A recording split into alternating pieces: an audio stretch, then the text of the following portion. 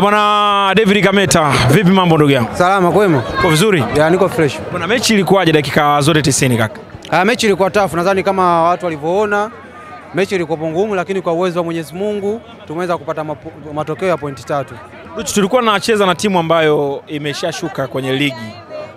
Pengine watu walitegemea ushindi mkubwa lakini dakika 90 zimemalizika kwa ushindi wa bao moja. Nadhani Kagera ni timu nzuri kwa sababu ukiwaona wanavyocheza, hawana tofauti, siku zote wanacheza hivi.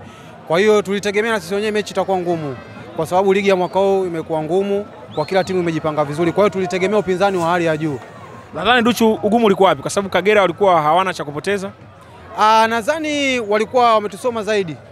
Ya, kwa sababu kila ukiangalia kia tukijaribu inashindikana, lakini tumepata nafasi moja tumeweza kutumia, japo tumepata nafasi nyingi tukaweza kutumia. Tumemaliza mchezo wa mwisho nyumbani msimu huu tukiwa na mashabiki wetu. Nini ambacho ungependa kuzungumza kwa msimu mzima jinsi ulivyokuwa? Mwisho umalizana na mashabiki ambao wametusupport hii leo. Msimu kama tulivyokuwa tumeanza na mipango ya mwalimu tumeweza kufanikiwa kwa sababu mwalimu kila siku alikuwa anasema kila mechi kwetu ni finali. Kwa hiyo kwa mipango ya mwalimu na mipango ya timu kwa ujumla tumeweza kufanikiwa. Lakini kubwa katika yote ni kuweza kuwapongeza mashabiki wetu wa Simba Sport Club ambao wameweza kuwa nasi bega kwa bega kwa kila mchezo kutupa support.